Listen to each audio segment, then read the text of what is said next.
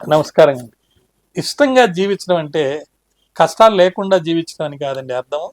ఇష్టంగా జీవించడం అంటే ప్రతి మనిషికి కష్టాలు మనుషులకు కాక మానులకు వస్తాయా అని అనే ఒక సూచన అందరికీ తెలుసండి. కాబట్టి కష్టాలు వచ్చినా కానీ ఇష్టంగా జీవించగలగాలి. అలా ఇష్టంగా జీవించాలంటే కష్టం వచ్చినప్పుడల్లా నిరాశపడకూడదు. అది ఒక ఇబ్బందిగా మనకు ఉంటుంది, అంతేగాని కుదేలైపోకూడదు. సాధారణంగా స్వతహాగా మనిషి ప్రయత్నశీలుడు. ఎంత కష్టం వచ్చినా కానీ ప్రయత్నం మానడు. ప్రయత్నంతో ఆ కష్టాన్ని సుఖంగా మార్చుకుంటాడు, సాధిస్తాడు, యోగ్యుడవుతాడు. పసి శిశువు కూడా కొంతకాలం పుట్టిన తర్వాత కొన్ని ఇబ్బందులు పడుతూనే బోర్ల పడతాడు. అది ప్రయత్నంతో తను సాగించేటువంటి ఒక జీవన యానం, ఒక యుద్ధం అనుకోండి. అలా ప్రతివాడు కూడా కష్టాలు వచ్చినా కూడా వాటికి నివ్వెరపోకుండా ఇష్టంగా జీవించడానికి ప్రయత్నం చేస్తూ ఉంటాడు. బాధ కలిగితే ఏడవడం పిల్లలకి ఒక లక్షణం. అదేవిధంగా చిన్న చిన్న విషయాలకు కూడా వాళ్ళు ఆనందపడుతుంటారు. అదే మనిషి జీవితం. కానీ మనం పెరిగే కొద్దీ మనకు వచ్చిన సమస్యలకి తట్టుకోలేక ఆ సహజ లక్షణాన్ని దూరం చేసుకొని స్వార్థం, లోభత్వం, తెలియని పసితనము అన్నిటినీ దూరం చేసుకొని దైవీ లక్షణాలని దూరం చేసుకొని చెడ్డవాటిని మనం అంటగట్టుకుంటున్నాం. కాబట్టి ప్రతి వాళ్ళు చేయాల్సింది ఏంటంటే, వాళ్ళే కాదండి, వాళ్ళ పిల్లల్ని పెంచేటప్పుడు కూడా వాళ్ళు ఇష్టంగా జీవించేటట్టు, వాళ్ళకి నిత్య సంతోషంతో జీవించేటట్టు మరి వాళ్ళని తయారు చేయగలగాలి. ప్రతి వారికి కోరి కష్టాలని వరించేలా కొన్ని పరిస్థితుల్లో వాళ్ళ జీవితంలో గాడి తప్పి ముందుకు తీసుకెళ్తూ ఉంటాయి. అటువంటప్పుడు ఏం చేయాలి? మనము మన రామాయణ, భారత, భాగవత, ఇతిహాస కథలను వాళ్ళకి చెప్పాలి. చెప్పి ఓర్పు నేర్పులను నేర్పి వారికి విజయాలకు కారణమైనటువంటి ఎన్నో గొప్ప లక్షణాలని వాళ్ళకి తెలియజేయాలి.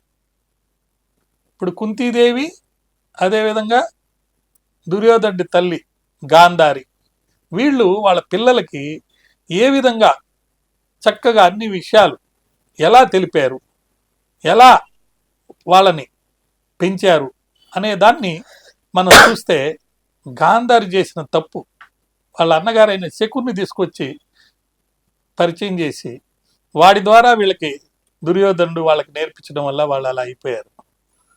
మరి కురువంశమే నాశనం అయిపోయింది.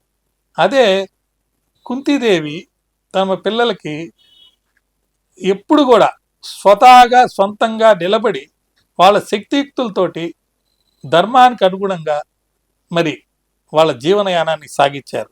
అలా చేసిన వల్ల ధర్మవర్తనము, ఓర్పు, నేర్పుల్ని పిల్లలకి నేర్పి వాళ్ళ విజయానికి కారుకులయ్యారు. గెలుపోవటం అనేవి సహజంగా మనం స్వీకరించాలి. ఒకసారి గెలిచామని, ఒకసారి ఓడిపోయామని దాన్ని బట్టి మనం ఎప్పుడు అలా ఉండకూడదు. పట్టు వదలని విక్రమార్కులాగా ఉండకూడదండి. పట్టిన పట్టు వదలని మొండితనం ఒకంత సడలినా మీకున్నటువంటి ఒక సాధన తోటి విజయాల్ని మంచి దృక్పథంతో ముందుకు తీసుకోలే విధంగా మంచి దారితోటి, మంచి గమ్యంతో మనం జీవనయానాన్ని సాగించాలి. మరి అబ్దుల్ కలాం గారు చిన్నప్పుడు వార్తాపత్రికలు వేశారు. మరి ఆయన ఏ స్థాయికి వెళ్ళారు? చాలా పెద్ద బిల్డర్ ఒక అమ్మాయి ఉంది, ఆమె పేరు మీరాబాయి చాను. ఆమె దేశానికే పేరు తెచ్చింది వెయిట్ లిఫ్టర్గా. ఎదిగే కాలంలో కష్టాలనే సోపానాలుగా మార్చుకున్నారు, అనుకున్నది సాధించగలిగారు.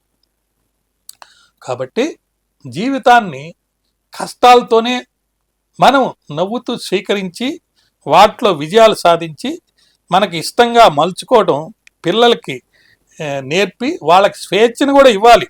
వాళ్ళకి అడిగినప్పుడు సలహాలు ఇవ్వాలి. నిర్ణయాన్ని వాళ్ళకే వదిలేస్తూ గమ్యాన్నే కాదు, పయనించే మార్గాన్ని కూడా వాళ్ళు ఎంచుకొని చక్కటి జీవనయానంలో వాళ్ళు ముందుకు సాగిపోతూ ఉండాలి. అయితే ఇక్కడ ఆత్మానందం ఎలా పొందాలి? 3 రకాలైనటువంటి విషయాలు ఉంటాయండి. 1 సుఖము, 2 సంతోషం, 3 ఆనందం. ఈ మూడు ఒకటేని ఎవరన్నా అంటే తప్పు. మరి ఒక వ్యక్తి విపరీతంగా దాహంతో ఉంటాడు, వాడికి మంచినీళ్లు కూలింగ్ వాటర్ 1,00,000 మందికి దొరకకపోయినా వాడికి ఒక్కడికే దొరికితే వాడు అక్కడ సుఖపడుతున్నాడు మంచినీళ్ళతోటి. అదే సంతోషం అంటే ఎప్పుడు మీరు అప్పుల్లో ఉన్నారు, చాలా అప్పులు వచ్చినాయి, మీ ఉద్యోగం వచ్చింది, ఉద్యోగంతో పాటు ప్రమోషన్లు వచ్చినాయి, జీతాలు ఎక్కువ వచ్చినాయి, అప్పు అనేది చాలా చిన్న విషయంగా మారిపోయింది, అప్పుడు మీరు సంతోషపడతారు. అయితే ఆత్మానందం, ఆనందం అనేది ఎప్పుడు పొందుతారు? ఆత్మానందం పొందాలంటే అది ఖచ్చితంగా అది మనసుకు సంబంధించింది. మనసుకు సంబంధించిన ఆత్మానందాన్ని పొందాలంటే తప్పక దేహాన్ని మనసును దాటి ఆత్మకు కలిగే నిజమైన ఆనందం ఒక పద్ధతి ద్వారా మీరు మనసుకి నియంత్రణ చేయగలిగితే తప్పకుండా ఆత్మ సహజ లక్షణమైనటువంటి ఆనందాన్ని జత చేసుకొని ఆత్మానందాన్ని పొందుతారు. మనుషులు ఆనందం కోసం ఎక్కడెక్కడో అన్వేషిస్తుంటారు, కానీ తనలోనే ఆ ఆనందం ఉందని మరి తెలుసుకోలేకపోతున్నారు. లేకపోతే సుఖాన్ని, సంతోషాన్ని ఆనందం అనుకొని భ్రమపడుతున్నారు. తేనె కన్నా చక్కెర తీపి అనే మాయలో బతుకుతారు. అయితే అలా కాకుండా మీరు శాశ్వతమైన ఆనందం పొందాలి అనంటే ఆనందమైన స్థితిని, విలాసవంతమైన జీవితాన్ని, కావాల్సినంత డబ్బుంటే చాలనుకునే వాళ్ళ యొక్క భ్రమల్ని మీరు ప్రారదోల్తి మీలో కూడా సుఖం వేరు, సంతోషం వేరు, ఆనందం వేరు అనేది తెలుసుకొని శారీరక మానసిక ఆరోగ్యాలకి, అనారోగ్యాలకి దారితీసే విషయాలకి దూరం అయ్యి ఆత్మానంద స్వరూపుడికి దగ్గరైన కొన్ని చక్కటి విషయాలను చూసి ఆనందపడటం నేర్చుకోవాలి. మనసుకు నియంత్రణ కావాలి, ఆలోచనలో మార్పు రావాలి, మనిషికి విచక్షణ జ్ఞానాన్ని పోగొట్టుకోకుండా ఉండాలి. మహాసౌదానికి ఆనందమే మహాద్వారంగా మారిపోయే పరిస్థితి వస్తుంది. కాబట్టి పెదవిపై నిత్యం చిరునవ్వు మెరుస్తూ ఉండాలి.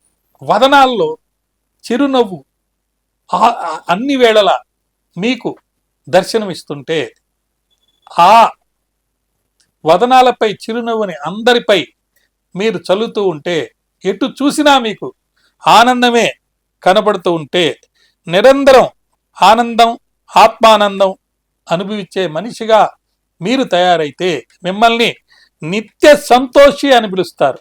ఆ నిత్య సంతోషిని వదిలి ఆ భగవంతుడు కూడా ఎక్కడికి దూరంగా వెళ్ళలేడు. భగవంతుడు మాత్రం అలా ఉండగలడా? దూరమయ్యి లేడు. ఎందుకంటే ఆ మనసులే ఆయన కొలువు తీరే క్షేత్రాలు. అందుకని ఎల్లవేళలా చిరునవ్వుతోటి అందరికీ స్వాగతం పలుకుతూ అందరికీ ఆనందాన్ని మీరు ఇవ్వాలంటే మీకు తప్పకుండా రాజయోగం మీకు పట్టాలి. ఆ రాజయోగం అంటే ఏం లేదండి, మనసులో ఆధ్యాత్మిక ప్రయాణాన్ని మీరు సాగించాలి. కాకపోతే నిద్ర అనేది చాలా ఇంపార్టెంట్. దాన్ని మనం దూరం చేసుకుంటున్నాం. రాత్రిపూట నిద్రపోవడం, ఆఖరికి చివరి నిమిషం దాకా మొబైల్ చూస్తూ నిద్రని మనం డిస్టర్బ్ చేసుకుంటున్నాం. దానివల్ల మనకు నిద్ర పట్టదు. నిద్రపోవడం అనేది ఒక పవిత్ర కార్యంలా భావించి పవిత్రమైనటువంటి మంచి చక్కటి జ్ఞానంతో మీరు గనక నిద్ర కనుక ఉపకరిస్తే, అంటే నిద్రలోకి వెళితే మీలో ఉన్న అన్ని అవరాధాలు తొలగి చైతన్యం అంతర్ముఖం అవుతుంది. ఆధ్యాత్మిక ప్రయాణానికి మార్గం సుగమం అవుతుంది. నీ గురించి నాకు తెలియదు, ఎక్కడుంటావో ఎలా ఉంటావో తెలియదు, దయచేసి నేను నీ ఉనికిని అనుభూతిని చెందేందుకు సాయం చెయ్యి అనుకుంటూ ఉండాలి ఆ దేవుడి గురించి. అలా అనుకున్నప్పుడు మీ సామర్థ్యము, మీ శక్తి దాని మీద ప్రభావం అయ్యి మీలో మీకున్నటువంటి క్రమశిక్షణ, లేకపోతే సుఖశాంతుల కంటే ఆనందం వేరనే ఒక భావాన్ని వెలిక్కి తీసుకొస్తారు. అలా తెచ్చుకున్నందువల్ల ఏం జరుగుతుంది? ఆధ్యాత్మిక ప్రయాణం సులువుగా వెళుతుంది. మీ ఆధ్యాత్మిక ప్రయాణంలో నిద్ర అనేది నిశ్శబ్దంగా మిమ్మల్ని అభివృద్ధి చెందే దిశకి తీసుకెళ్తుంది. మనకు ప్రతిరోజు అనేక సంఘటనలు జరుగుతూ ఉంటాయి. ఆ జరిగిన సంఘటనలన్నింటినీ కూడా మనము కొన్నింటి పట్టించుకోవాలి, కొన్నింటి పట్టించుకోకుండా వదిలేయాలి. అయితే వాటిని సమీక్షించుకుంటూ నిశ్శబ్దంగా మెదడును శుభ్రపరిచే పని చేసుకోవాలి. అలా చేసుకుపోతే పేరుకుపోయిన అనవసర బరువుల్ని మనం తొలగించుకొని ఆధ్యాత్మిక ప్రగతికి బాటలు వేసి నిద్రకు ముందు నిద్రిచ్చేదానికి ఆ భగవంతుని ప్రార్థనతోటి వారి యొక్క ఆశీస్సులతోటి ఆధ్యాత్మిక ప్రయాణం కనుక సాగిస్తూ పోతే మనకు ఖచ్చితంగా ఆత్మానందం, హృదయ ఆత్మానందం, చిరునవ్వుల జల్లుతో మనం ఇష్టంగా జీవించే విధంగా మనకు అవకాశం ఆ భగవంతుడు కల్పిస్తాడు. అలా జీవిద్దాం. నమస్కారం.